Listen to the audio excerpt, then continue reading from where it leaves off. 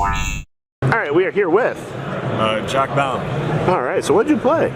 Floowandereeze. You can say it, Floowandereeze's nuts. I'm good. Yeah. All right, let's dig on into this. All right.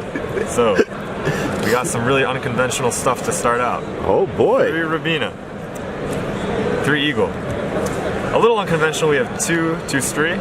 The reason I want to play 2 of these is because in the tier matchup, if they mill this and it goes to the graveyard, then there's no way to cycle stuff out of the graveyard. So 2 of these is good, so if they mill one. Also, this is just like, for consistency, it's better than playing 2 of this, because this and this, if you have anything engraved or they have anything engraved, this is full combo. This sometimes can just be dead. So yeah, that's why 2 of these, 1 of this. As a Flu player, are you legally allowed to say full combo? Hey, well, dude, it goes. You can pop off, man. 12 normal summons, 1 turn. Then these are all the big birds we have. So 3 Empen and Avian. So no Mega Ryza. You miss Mega Ryza at all? Never. It never. I feel like it's kind of a waste to play that because it conflicts with unexplored winds. What are you trying to bounce when you could just be like looping like 3 negates in 1 turn? Okay. So I never thought that it really would come up, and it didn't come up. I was pretty happy with this. 3 Empen has been insane. I mean, 3 Empen is great because you just keep looping it like over and over. Like you can go through like 4 Empen in 1 turn. It's ridiculous. Obligatory for this format.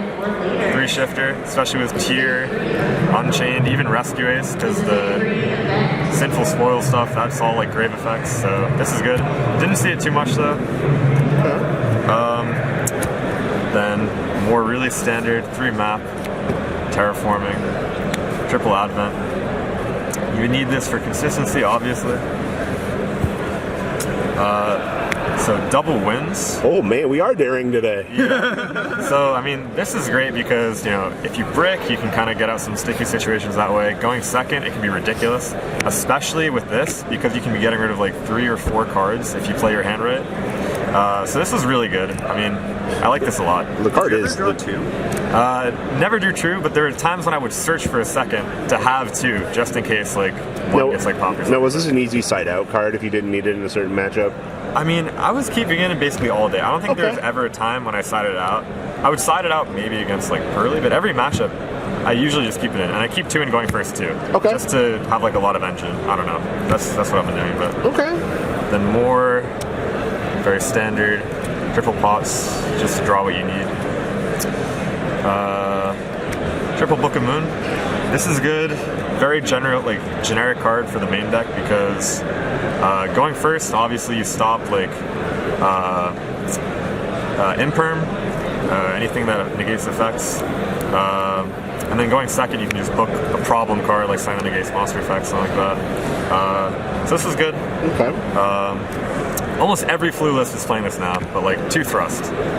Just because it's so consistent in the deck. I also play there are just so many targets. You have Harpies. This is a target. I mean, and then here are the rest of the targets. Going second even, this is just so good because it just says don't play. So, I mean, that's true. Even going second is fine. And all this is good. Like if you get trolled, you can search for this. If you get Ash, maybe you end on anything, you can just search for that. It just all flows together so nicely. And you don't want to play 3 because it can be a little bricky. I mean, you can even search for pot off this. It works terraforming everything. It's a great card. And then these guys, this is how you play going second with Flu because hand traps usually low impact because you don't want to stuff your deck with hand traps. So that's it for the main 40 cards. So for the side, basically just 3 more going first cards. So the rest of this, because this is just ridiculous. I mean, what are you doing if you're not playing? Yeah. And then the last, I was thinking about Solemn Judgment, but the last is just the Cold Blast. So this is basically just for going first. Basically every matchup that I played, I would have this going first. This is sometimes tough because it can conflict with the shifter, but the mentality of the deck is just, if you can get the trap and you can set up, you basically win. So if you're getting through Droll or Ash and you get to Empen on the trap, you can, if you play your hand right, you just win because that board, even though it looks so underwhelming, that's enough. So these are all about this is just to help get set up, and this obviously. Next we have Triple Ash. I actually didn't put this in once because this is basically just for Labyrinth and Chimera. I didn't play that. Yeah, the card's kind of lost a lot it impact this format, Yeah. it feels like. I feel like this could have been better as something else. I mean, like I said, literally didn't go in at all. But Attention, your player. double droll and nib. So this is really good for like the mirror and other like just random combo decks. But I didn't want to play 3 of it because it conflicts with Shifter. You can't play it going first with Flu because, I mean, you need to play on their turn, so it stops that. And then just 1 nib. I mean, this is just like for like big combo. This is like fits in that slot as like another card without playing 3 of it. So this is basically just like for Pearly. The third thrust, Heralds. This is also good against like Vanquish Soul, which I also didn't face, but you know, other random stuff that you can like bait it out. Honestly, this is getting better against Rescue Ace now because they usually end on like, you know, Savage or Baron, so you can do like maybe like a board breaker, like a pod or something, and bait that out. Then you can search for like another board breaker or something. Okay. Lastly, the rest of like the board breakers.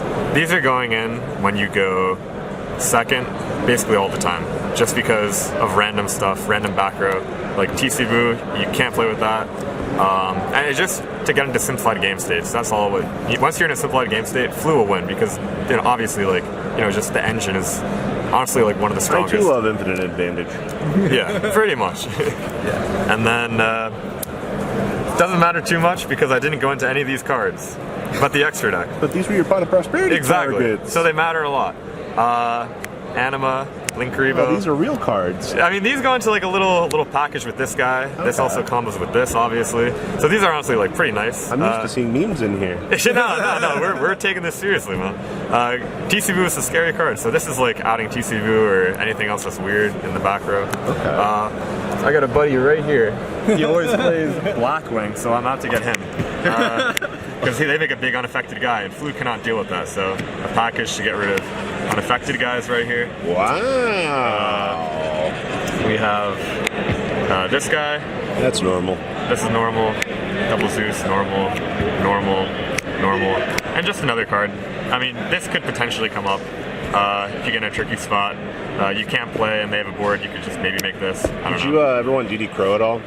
I mean, I thought about it. It felt kind of like a win more card because it's a little low impact. That's fair.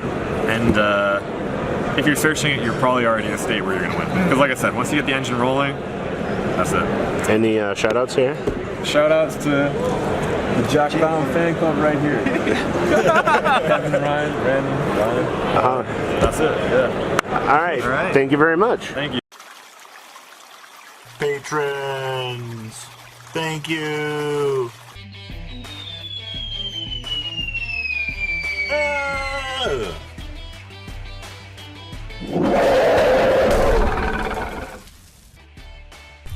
Thank you so much for watching. Check out these other videos.